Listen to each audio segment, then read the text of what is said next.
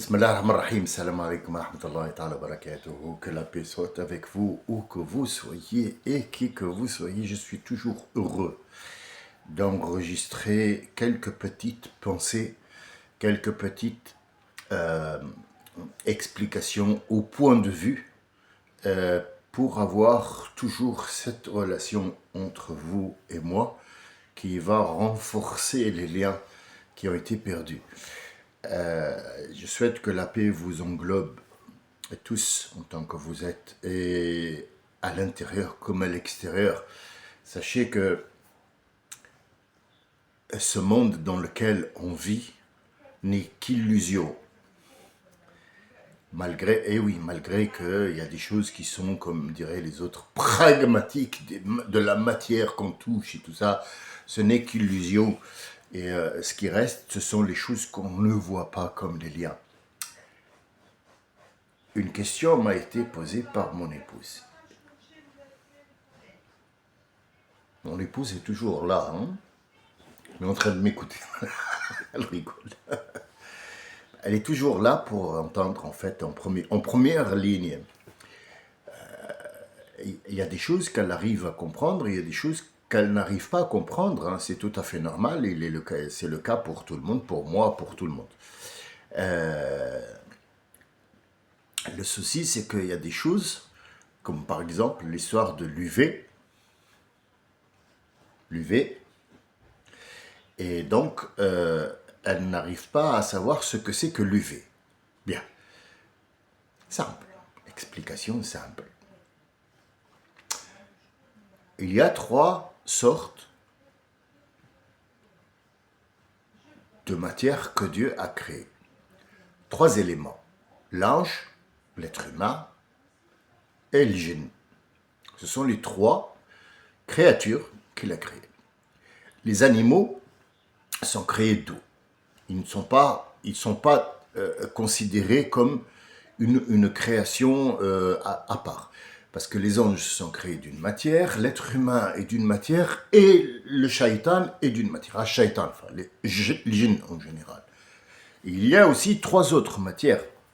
Il y a la chaleur, donc le feu. Il y a, quand le combustible, le feu, mange ce qu'il a consommé comme étant essence ou ce que vous voulez, matière, combustible, il y a ce qu'on appelle cette chaleur. Cette chaleur va créer le soufre. Le soufre, c'est pas forcément juste une odeur. Ou le soufre qu'un volcan souffle, le jaune. Non. Le soufre, c'est une multitude de choses, une multitude de résultats qui vient de ce feu. Mais ce feu, il a été créé à partir de quoi? C'est ça le problème. Ce feu a été créé par ce qu'on appelle, nous maintenant, l'électricité. Cette chose qu'on ne voit pas et qu'on ne verra jamais, mais qu'on utilise. Jusqu'à ce qu'on ait créé une boîte qui s'appelle un chargeur qui va prendre l'électricité forte et la donner en électricité faible, jusqu'à faire un truc Wi-Fi, jusqu'à travailler avec la télépathie, ainsi de suite. Donc c'est 3 matières. 3 choses. Toujours comme ça. Bien. Ça, c'est concernant. J'ai discuté avec un frère que j'aime beaucoup, que je considère comme quelqu'un qui a compris énormément de choses. Mais ce matin, il y a eu un échange avec lui sur le privé. Je demandais la permission de mettre son point de vue pour tout le monde, pour que tout le monde profite. Donc son point de vue, il est simple. Il a dit que, parce que j'ai évoqué Surat al-Ma'ida, donc il y a eu Bani Israël, il y a eu énormément de choses, donc tous les qisas, il m'a écrit, il m'a dit tous les qisas ont évoqué Bani Israël. La moitié, voire les 3/4 du Coran, est pour Bani Israël. Pas pour, ça veut dire, tiens, je te donne, non. pour nous, pour qu'on sache qui sont ces gens-là. Ce qu'il a évoqué aujourd'hui, c'est très important et je suis tout à fait d'accord avec lui. Il y a en surface, parce qu'avec moi, on va aller dans d'autres profondeurs pour aller chercher l'explication qui est derrière les mots. Là, il me dit que la surface aussi est importante puisque ça, je comprends tout à fait. Mais disons que je vais vers un geste maintenant. N'oublie pas que, frère, j'approuve tout ce que tu as dit. Sauf que moi, je veux t'emmener autre part. La surface, ça fait 19 siècles qu'on est en surface et on n'a rien vu. Tu as dit que dans chaque siècle, il y a un pharaon. Chaque 100 ans, il y a un pharaon qui apparaît. Chaque 100 ans, il y a un Youb. Chaque 100 ans, il y a un Moïse. Chaque 100 ans, il y a Ben Israël. Chaque 100 ans, tout ce qui se fait tous les 100 ans, ça se refait dans un autre siècle, dans un autre moment, avec d'autres matières. Tous les 100 ans, 100. 1, 2, 3, 4, 5, 6, 7, 8, 9, 10. Par contre, an, c'est quoi en arabe? L'année, c'est quoi en arabe? Tu vas me dire, am, sinin, c'est quoi? Par exemple, les gens du Kahf, de la grotte. وَلَبِثُوا فِي كَهْفِهِمْ 300 سِنِينَ. 300, 300 ans. Année. Qu'est-ce qu'une année? Une année, on commence par le 1er janvier et on se retrouve dans le 1er janvier 2026. Ça fait un an maintenant qu'on a vécu. Un an. Pour nous, c'est un an. On va fêter, ils vont fêter, avec de l'alcool bien sûr, l'arrivée du 1er janvier qu'ils ont déjà abordé. Ça fait un an. Mais est-ce que cet un an-là est considéré dans le Coran? Est-ce que c'est ça un an dans le Coran? Si on prend en surface, c'est ça. Ils ont dormi 300 ans. Sachant que chaque 100 ans, il y a autre chose qui apparaît et ça se refait, c'est la boucle. La boucle est bouclée, la boucle est bouclée, la boucle est bouclée. Alors, en arabe littéraire, al-haoul, al-haoul, al-haoul, et je fais exprès de répéter les mots pour que votre oreille s'y habitue.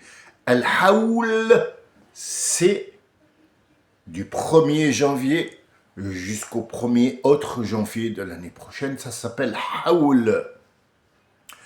Al-am, am, ça veut dire ça a coulé jusqu'à arriver à un point de non-retour, jusqu'à un autre point, d'un point A jusqu'à un point B. Am, tout ce qui s'est passé philosophiquement, physiquement, politiquement, industriellement, tout ça. Ça, c'est al-am. As-sinin, c'est autre chose. On va dire que Ar-Rasoul alayhi salam, il y a sunnu. As-sunna, sanna Ar-Rasoul sanna. Ça veut dire il a donné une habitude à des choses que tu dois faire pour suivre son chemin. Ar-Rasoul alayhi salam, il a dit, je n'oublie pas. Ana la ansa. Walakin unassa. Je n'oublie pas. Mais Dieu fait en sorte que j'oublie pour que je puisse as-sunnu. Et Allah, il dit sunnatullah, l'apprentissage ou la chose que je t'ai montré. Donc as-sinin ici, as-sinin, c'est pas une année. 300 ans, c'est 300 telle et telle chose qui se sont passées. Ce n'est pas 300 ans. Tu vois pourquoi je vais un peu plus loin que ce qui est écrit? Parce que ce qui est devant toi ne peut pas te donner une vérité. Je vais te donner autre chose pour que tu puisses comprendre ce que j'ai dit. Peut-être que ce que j'ai dit est un petit peu compliqué. Bien. L'autre, elle est partie. Bien. Alors.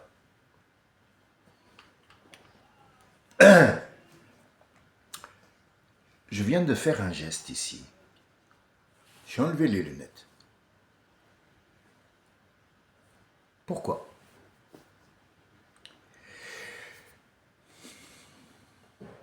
ça peut être un geste à la con qui sert à rien du tout.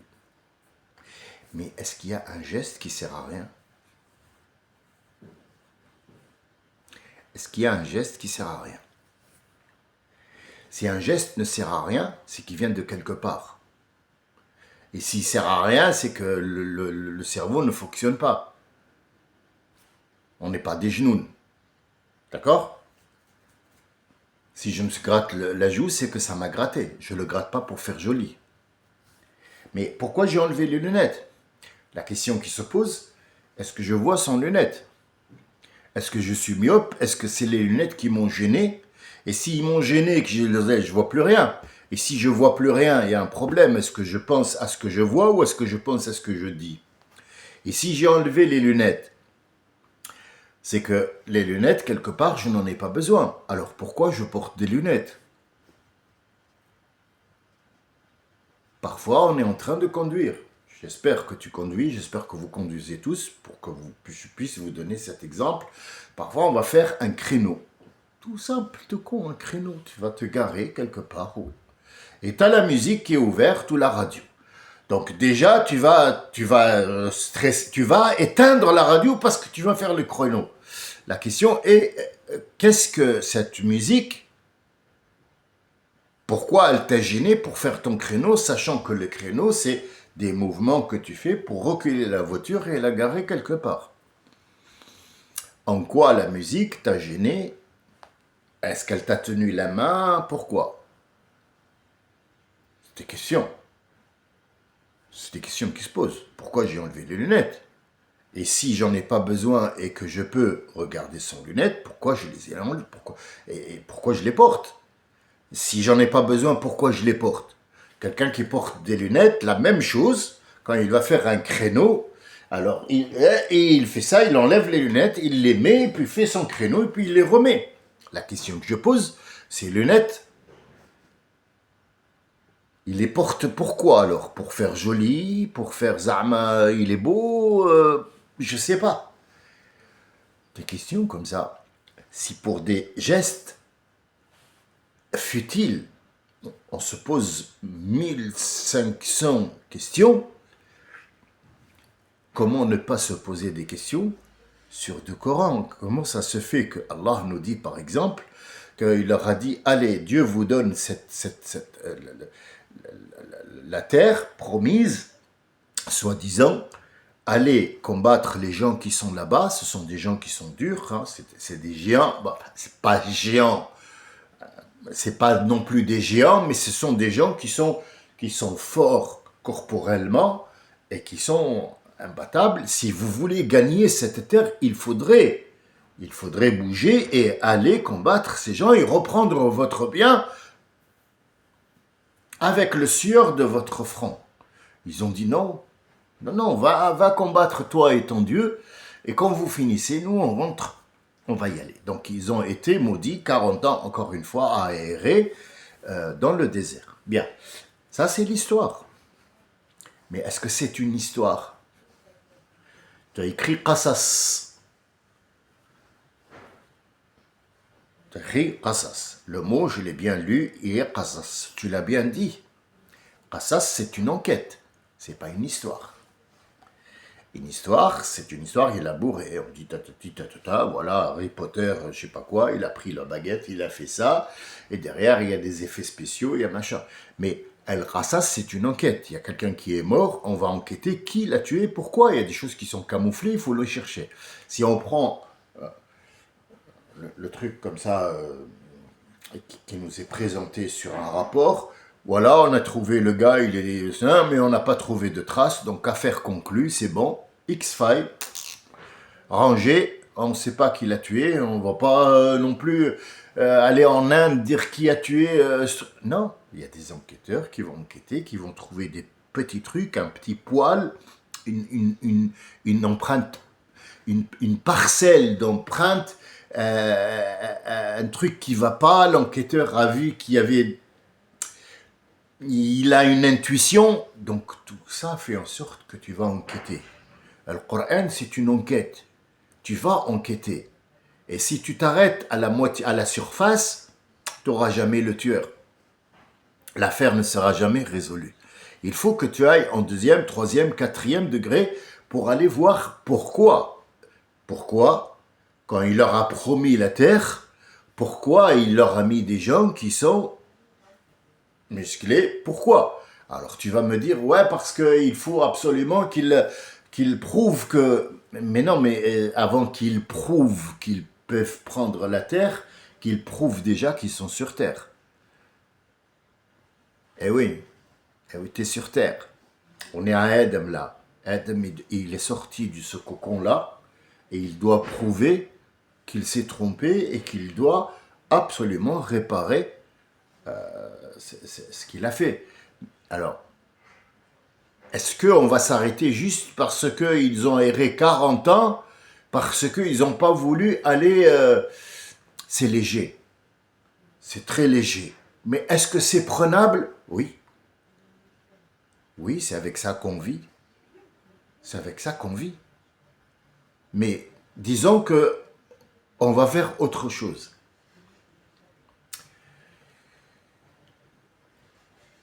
Nous allons prendre une histoire. Là, c'est une histoire. Hein? On va prendre une histoire qu'on va fabriquer ensemble et on va voir où elle va. Où elle va.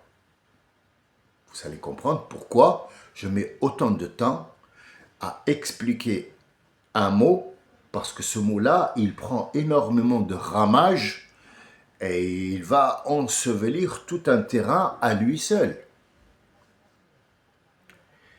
Quelqu'un qui est, par exemple, un pauvre. Ça y est, je l'ai mis dans la pauvreté, moi. C'est l'histoire, hein. Je vais construire le socle. Il y a un monsieur qui est marié avec une femme, ils sont pauvres, ils ont un fils. Ils n'ont rien que ça, d'accord? Le fils est tombé malade. Pourquoi? Ah, ici, pourquoi il est pauvre? Comment il s'est marié? Qui est la femme? Qui est le monsieur? Qui est le fils? Comment ils l'ont eu? Pourquoi il est tombé malade? Et avec quoi ils ont mangé? Est-ce qu'il a bu de l'eau? Tout ça, on ne l'évoque pas. Et pourtant, ce sont des questions que les gens vont immédiatement aller vers ça. Ils ne vont pas aller vers autre chose. Nous, on va vers autre chose. On va enquêter sur autre chose. Un docteur est venu. Les gens normaux vont te dire, ouais, mais bon, ils sont pauvres. Le docteur, il est venu d'où? D'où il est venu et comment ils l'ont payé. Tu vois, c'est compliqué. C'est compliqué d'aller au deuxième degré parce que les gens ont l'habitude juste de laisser tomber au premier abord. Non, mais ça va, c'est... Ouais, mais tu vas pas en faire une histoire. C'est un paquet de biscuits. Excuse-moi, ce paquet de biscuits, il y a 121. E121. Et alors E121, c'est une petite bébête qui vit sur les figues. C'est un champignon. Et c'est pas un champignon, c'est elle qui fabrique le champignon parce que c'est un petit insecte. Et ils l'écrasent et ils le mettent là-bas pour faire telle et telle et telle chose dans les biscuits. Tu le savais? Tu le savais pas. Si je te les donne, tu les manges sur les figues? Ben, tu les manges tous les jours. Dans le yaourt, dans les machins. Ça, c'est une enquête que tu évites d'aller chercher parce que, bon, bah, il y a du biscuit, c'est bon. Le docteur est venu et il lui a dit, si tu n'achètes pas ce médicament-là que je vais t'écrire maintenant, le patient, il va mourir. Bien. Il n'a que 1 euro. Tu vois, l'histoire, elle est facile, je la raconte dans notre monde maintenant. 1 euro, ils sont pauvres, le médecin il est venu, lui a fait une prescription. Tout ça, ce sont des histoires que je fabrique à partir du monde là où je vis. Je ne suis pas dans le désert, je ne suis pas avec Moïse, je suis là maintenant devant toi. J'ai créé une histoire. Mais cette histoire-là, le gars, il va sortir pour acheter. Et il y a un voleur qui s'est approché de lui dans le métro. Tu vois, j'ai inventé un métro là. On ne sait pas pourquoi.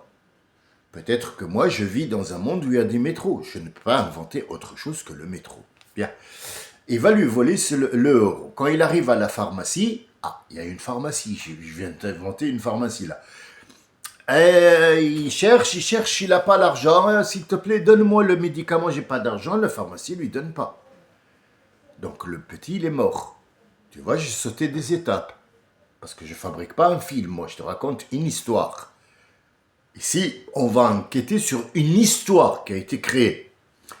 Qu'est-ce qui va se passer ici? Le petit va mourir puisqu'il n'a pas pris le médicament à temps. Il est mort. Donc ici, le gamin, fini. Mais qu'est-ce qui va rester derrière le gamin? Il va rester la tristesse de la maman, la culpabilité du père et l'État, je vais fabriquer un État aussi, qui va essayer d'attraper le monsieur qui a volé, on l'a attrapé. D'accord? Et aussi le docteur, puisque le docteur, s'il savait que le gamin il allait mourir, il aurait pu l'emmener lui-même. Tu vois? On va créer une autre histoire ici. Bien, mais la maman, elle va être tellement chagrinée qu'elle va mourir. On a deux morts là. On a deux morts. Bien. Le père, eh ben, il va se venger. Il va se venger, il va s'énerver, il va devenir fou. Et s'il devient fou, il va nuire à tel et tel. Bon, je vais m'arrêter là, mais on va passer au monsieur, on va lui couper la main. D'accord, si on lui a coupé la main, il ne peut plus manger, il ne peut plus rien, il va continuer à voler. Donc en fait, l'histoire, ici, elle prend un ramage. Mais à un certain moment, elle s'arrête. Pourquoi? Parce que c'est pas construit sur des bonnes bases, c'est pas construit sur des choses qui ont une résonance, qui ont une logique dans la création. Parce que si Allah Azzawajal te raconte cette histoire, il va prendre en compte, subhanahu wa ta'ala, du début de la création jusqu'à la fin. Il va prendre les sentiments de la maman, où ils vont ses sentiments, il va prendre la création en tant que créée avec quoi? Avec du feu, avec de la lumière. Est-ce que c'est un être humain? Est-ce que c'est un ange? Le docteur, d'où il vient? Et quand il vient de quelque part, il a été envoyé parce que dans l'histoire, parce que c'est un destin, la destinée, la croyance, tout ça. Tu as compris pourquoi on doit absolument ouvrir ce Coran? Parce que chaque fois qu'il y a un rameau qui prend une forme, il vient d'une source qui est complète. Notre histoire à nous, elle n'est pas complète. Elle est basée sur des choses idiotes où on s'arrête. Donc, s'arrêter au premier degré, oui, parce que les 8 milliards qui sont sur Terre ne peuvent pas, même s'ils parlaient tous en arabe et qu'ils lisaient en arabe, ne peuvent pas comprendre ce qu'il y a à l'intérieur, mais le raisonnable dit que seuls les croyants, et c'est le mot qui se répète, Ya ayyuhalladhina amanu, ya, c'est un appel. Oh, en français, O-H. Oh, ya, ayyuha, ici, elle est très importante. Ayyuha, seuls sont concernés. Ya ayyuha, seuls sont concernés, les autres passés. Ayyuha alladhina amanu, ceux qui ont cru et qui ont une croyance. Cru, ils ont tous cru. Ils croient tous qu'il y a un Dieu. Non, il y a croyance et il y a deuxième degré de croyance, troisième, quatrième, jusqu'à on arrive à Al-Ihsan. Al-Ihsan, ça veut dire il travaille, il vit, il respire, tout en oubliant toute cette matière qui est autour de lui. Il vit avec Allah Azzawajal, il est dans son esprit, il sait très bien que tout ce qui est autour de lui est une illusion. Combien il y en a des gens comme ça? Très peu. Mais combien il y a des gens qui croient juste en surface? 8 milliards. Donc voilà ce que je voulais partager avec toi, mais je suis tout à fait d'accord avec ce que tu dis, c'est que il ne faut pas sous-estimer la croyance. Mais il faut aller plus loin, parce que plus loin, ça te ramène à une réalité. Une logique te ramène à une réalité. Et ce que veut Dieu, subhanahu wa ta'ala, pourquoi je dis subhanahu, je vais t'expliquer, il veut absolument que tu connaisses la vérité. La vérité, il faut enquêter pour arriver là. Parfois, on accuse quelqu'un et on a des preuves sur lui. Il a commis ce meurtre ou il a commis ce délit. Or, il est innocent. La vérité est ailleurs. Et c'est ce qu'on cherche. On cherche une vérité. On cherche Sadaqallahu al-Azim. Tous les gens qui ont ouvert le Coran un jour cherchent Sadaqallahu al-Azim. Ça veut dire que Allah a dit vrai et il est Azim. Al-Azim, c'est pas la grandeur, c'est l'énormité. Au-delà de ce que l'être humain peut imaginer. Al-Azim, on dit par exemple, oh, il a walaha arshun azim. Allah même l'utilise dans le Coran pour le trône de la reine de Saba. Il dit walaha, elle l'avait, c'est le hodod, c'est l'oiseau qui parle à Sulayman, lui dit, elle a un trône énorme, pas grand, énorme, l'énormité, azim. Mais énorme comment? Énorme dans le physique ou énorme dans l'abstrait? C'est là qu'il faut aller chercher. C'est pour ça qu'il faut aller laisser le premier degré et aller au deuxième. Mais je comprends qu'il y a des gens qui ne peuvent pas aller au-delà de ça. Je pense que les gens qui maintenant me suivent, ça fait aujourd'hui, nous fêtons les 500 enregistrements. 500 enregistrements, bah oui, mais ça se fête quand même. Ça fait la troisième fois que j'arrive à 500 et c'est la troisième fois que je n'arrive pas à dépasser le deuxième degré. Enfin, moi, j'ai dépassé, mais je n'arrive pas à emmener des gens avec moi pour aller sur ce terrain-là, pour aller découvrir des vérités qui pourraient changer leur vie. Le but, c'est pas que je change leur vie, le but, c'est que je vous montre des vérités qui sont là devant vous, écrites dans ce livre qui, pour moi, est un miracle. C'est pas un livre, c'est pas des feuilles, c'est pas des écrits, c'est pas des lettres. Ce sont des miracles. C'est de la pure fiction. C'est de la science-fiction.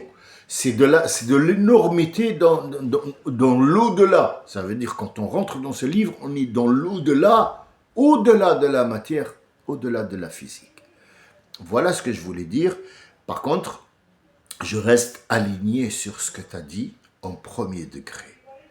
Je reste aligné. Je te remercie pour cette mail qui m'a permis de parler aux gens, de donner ces exemples-là que j'espère que vous avez compris. Ils sont un petit peu compliqués. Le souci que je trouve, c'est que les mots ne sont pas bien expliqués. Quand on dit Subhanallah, Subhanallah, At-Tasbih, ça veut dire élever Allah au rang de Allah. On ne peut pas dire Dieu, il a dit. Quand on explique ou on utilise ce terme Dieu, il a dit, il faut absolument derrière consolider les mots que tu as prononcés avec Subhanahu wa ta'ala. Subhanahu, ça veut dire il est loin d'avoir une gorge, une bouche pour parler, il est loin d'avoir une image. Et ta'ala, on avait dit l'autre fois, ala, ta'ala, on ajoute la lettre T pour dire ta'ala, ça veut dire il est plus haut que le haut et c'est lui qui a créé la hauteur et il est plus haut que la hauteur qu'il a créée. C'est pas compliqué à comprendre, c'est juste compliqué à suivre. Et quand on sort pour aller travailler, qu'on vit dans un monde comme ça, et que j'entends parfois quelqu'un qui regarde une émission de télé et dit « Oh, subhanallah, t'as vu le film quand il a sauté comme ça avec sa moto ?» Subhanallah, dans une moto, revient à faire le geste de lunettes. Pourquoi, du comment, où, il n'y a pas de réponse. Mais dans le Coran, il y en a une. J'espère vous avoir apporté une réponse. Je te remercie, frère, d'avoir donné la possibilité aux autres de comprendre le fond de ta pensée qui j'espère avoir véhiculé dans des exemples tout pas bêtes, non, pas du tout, mais basiques. Et puis, on se revoit, Inch'Allah. Salam alaikum wa rahmatullahi ta'ala wa barakatuh.